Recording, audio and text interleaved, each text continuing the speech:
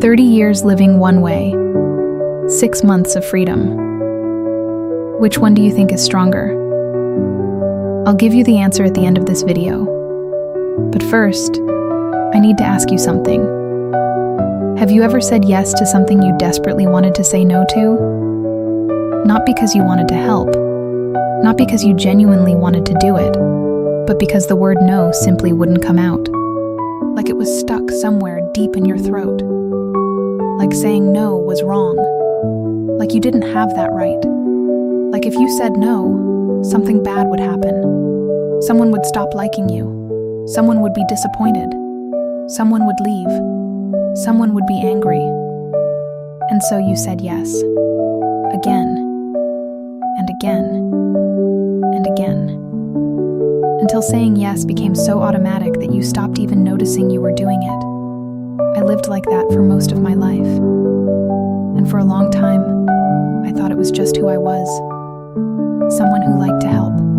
Someone who didn't like conflict. Someone who wanted to please. But it wasn't that at all. It was something much deeper. Something that started long before I was old enough to understand it. And today I'm going to tell you exactly what it was and what you can do about it. Welcome back to The Healing is in You. My name is Lana. I'm not a therapist. I'm not a doctor. I'm just a woman who has been through a lot, who went through very difficult things as a child and as a teenager, and who, after 30 years of trying to understand her feelings, trying to understand her emotions, trying to understand herself, 6 months ago, began to truly set herself free. This channel exists for women who grew up in homes where love was complicated, where the person who was supposed to protect you hurt you instead, where good things felt strange and hard things felt normal, where your needs didn't matter, where your voice didn't matter, where you learned very early that the only safe answer was yes. If that's you, you're in the right place. Today, we're going to talk about one of the most common and painful effects of childhood emotional abuse and trauma. The inability to say no. Where it really comes from. Why it feels so impossible. And how you can slowly, gently start to change it. Stay with me. Because by the end of this video, something might shift for you too. Let me tell you something that happened to me recently. I received a work proposal. And deep down, I already knew. I didn't want it. My body knew immediately. That feeling in the stomach, that tightness in the chest, that quiet voice saying, "This is not for you." But instead of saying no, I said, "I'll think about it. Let me check my schedule. I'll get back to you." Not because I needed time to decide. I already knew the answer. But because I was afraid. Afraid that if I said no, the person wouldn't like me anymore. Afraid of being seen as difficult. Afraid of disappointing someone. Afraid of conflict. Afraid of taking up too much space with my own needs. And this doesn't only happen with work. It happens when someone invites me somewhere I don't want to go, and I go anyway, and spend the whole time wishing I was somewhere else. It happens when someone asks me to do something I don't have the energy for, and I do it anyway, and arrive home completely empty. It happens in small moments every single day. Moments where I say yes with my mouth, while every part of my body is screaming no. And what makes it even more interesting is this. When someone asks me something over text or over the phone, the no is easier. I can think. I can breathe. I can respond in my own time. But when someone asks me face to face, when they are looking directly at me, waiting for an answer, something in my body freezes. The word no feels impossible, like it physically cannot leave my mouth, like a wall comes up between what I feel and what I say. And for years, I didn't understand why. Until I did. I was talking to a friend of mine one day. Someone I trust deeply. Someone who has helped me understand myself in ways I never expected. And she said something that stopped me completely. She said, "Most parents never teach their children to say no, because no sounds rude, no sounds selfish, no sounds ungrateful. So children are taught to say yes. Always yes. Yes, please. Yes, thank you. Yes, of course." And I sat with that for a long time, because she was right. Think about a young child. If she doesn't want to hug someone, she still has to hug them. If she doesn't want to share her toy, she still has to share it.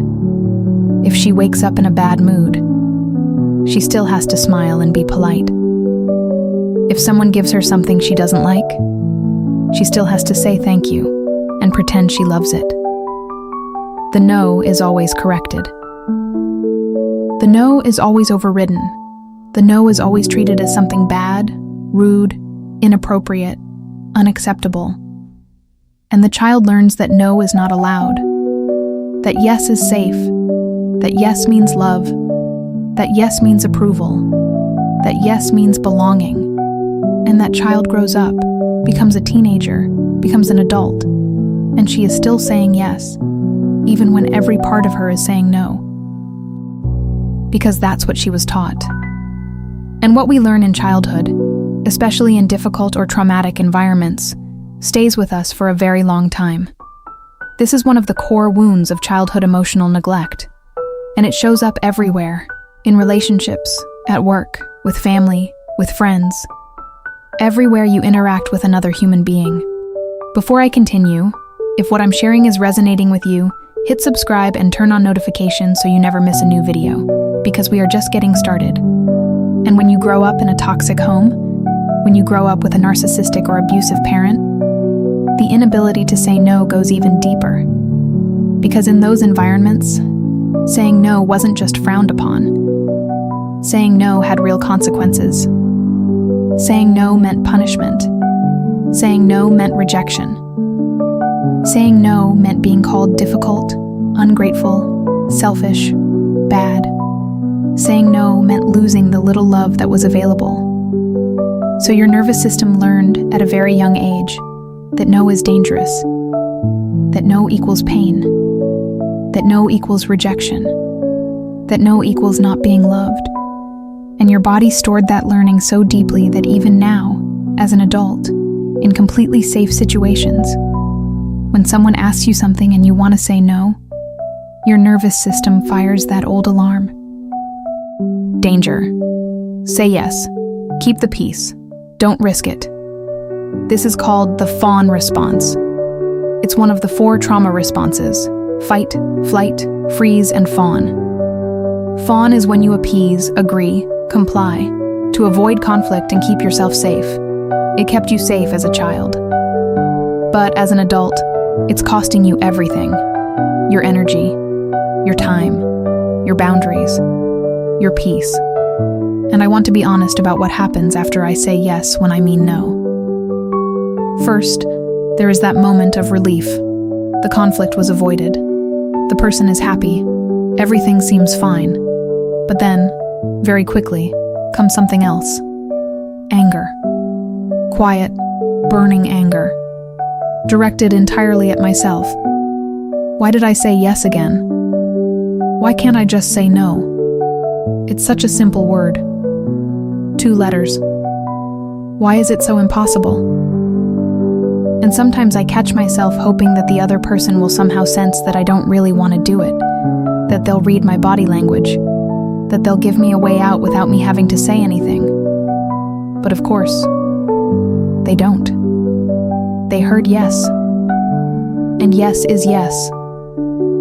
And then I have to do the thing I didn't want to do, carrying that resentment the whole time, wishing I had just said no from the beginning. This cycle, the automatic yes, the hidden no, the anger, the resentment, is exhausting.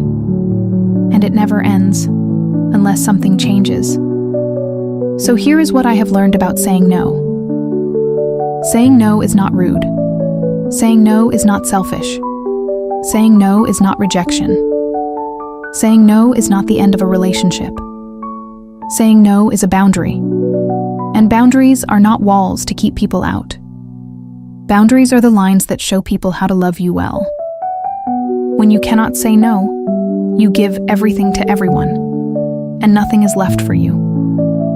You pour and pour and pour until your cup is completely empty, and then you wonder why you feel so exhausted, so resentful, so lost. You cannot give what you don't have, and you cannot keep giving if you never stop to refill. Learning to say no is learning to protect your energy, your time, your peace, your well-being. It is not selfish. It is survival. It is one of the most important tools that was never placed in your emotional toolbox. And the good news is, you can start learning it now. It's not too late. It was never too late. And now I want to give you the tool for this video. I call it the no pause. It is simple, but it can change everything. The next time someone asks you something, before you answer, pause. Just one breath, 1 second of stillness. And in that second, ask yourself, do I actually want to do this? If the answer is yes, wonderful. Say yes with your whole heart. If the answer is no, you don't have to say no immediately. You are allowed to say, let me think about it and get back to you. I need to check my schedule. I'll let you know soon. This gives you time. Time to step out of the automatic response. Time to hear what you actually want. Time to practice the no. Slowly, gently, at your own pace. Because the no doesn't have to be dramatic. It doesn't have to be aggressive. It doesn't have to cause a conflict. It can be soft. It can be kind. It can be, thank you so much for thinking of me, but I won't be able to this time. And that is enough. That is more than enough. You don't owe anyone an explanation for your no. So, back to where we started. 30 years living one way, 6 months of freedom. Which is stronger? For a long time, 30 years wins. Every time. The automatic yes is more familiar. The fear of disappointing someone is louder. You will have days when you say yes again, without meaning to. When the word no gets stuck again. When you go home frustrated with yourself again. That is not failure. That is just the weight of 30 years. But every time you pause before answering, every time you check in with yourself before responding, every time you say no, even if your voice shakes, you are rewriting it. Slowly, imperfectly, but truly. You have the right to say no. You always had that right. Nobody just taught you that. The healing is in you. It always was. Before you go, I want to ask you something. Has there ever been a time when you said yes, but every part of you wanted to say no, and you ended up resenting yourself for it?